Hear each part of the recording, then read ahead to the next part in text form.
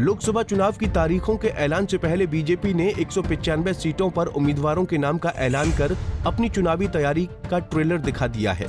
हालांकि इनमें हरियाणा की एक भी सीट शामिल नहीं है, जिस पर कांग्रेस के राज्यसभा सांसद दीपेंद्र सिंह हुड्डा ने तंज कसा है।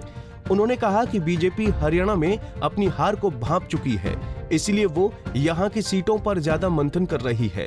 कल 195 सीटों की घोषणा बीजेपी ने कर दी है और ये दावा किया जा रहा है कि हम तो इसमें विभाजित नहीं। तो इसमें एक बात तो आई कि 3 प्रदेशों में का नहीं है, कर्नाटक, तेलंगाना, हरियाणा, जिनकी एक भी सीट नहीं आई। तो यानी कि वो ये मान रहे हैं कि कर्नाटक और तेलंगाना में तो हार चुके बीजेपी।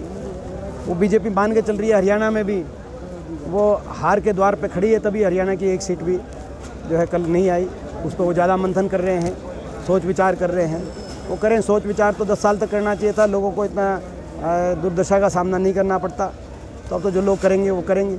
बीजेपी के परिवारवाद के आरोप पर पलटवार करते हुए दीपेंद्र हुड्डा ने कहा कि जिस अजित पवार को कभी पीएम मोदी भ्रष्टाचार और परिवारवाद का प्रतीक बताया करते थे, आज उसी अजित पवार का गुणगान करते हैं। जैसे मैंने कहा कि भारतीय जनता पार्टी का अलग चल रहा है।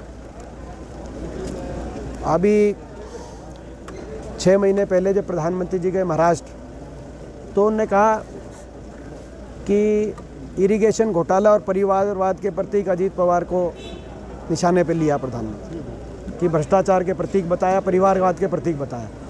अभी परसों गए महाराष्ट्र में, तो उन्होंने कहा कि अजीत पवार का एक संघर्ष रहा है महाराष्ट्र के प्रति। तो वो ये इस तरह के 100 उदाहरण मैं आपको दे सकता हूँ।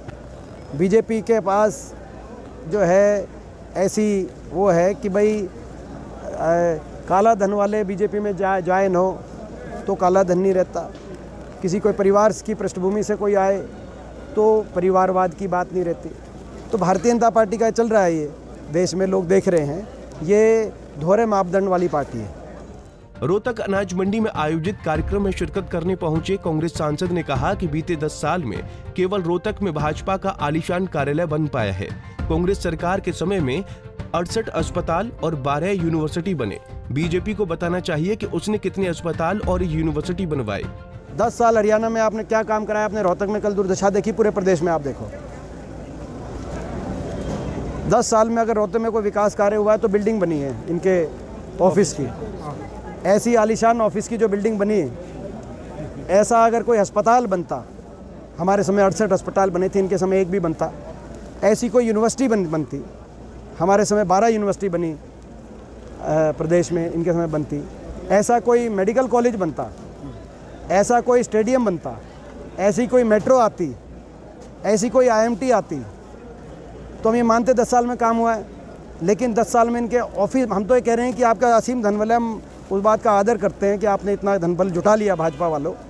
आप अपना एक दफ्तर बनाओ तो उसके साथ एक अस्पताल भी खोल दो, लोगों का भला होना चाहिए। बता दें कि 2019 में रोहतक लोकसभा सीट से बीजेपी प्रत्याशी अरविंद शर्मा के हाथों शिकस्त खाने वाले दीपेंद्र हुड्डा अब की बार फिर से इस सीट से मैदान में होंगे।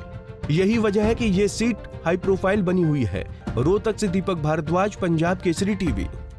हमसे जुड़े रहने के लिए हमारे YouTube चैनल को सब्सक्राइब करें और नई वीडियो की नोटिफिकेशन के लिए बेल आइकॉन को दबाएं। अगर आप ये वीडियो Facebook पर देख रहे हैं तो लाइक जरूर करें और ज्यादा से ज्यादा शेयर करें। धन्यवाद।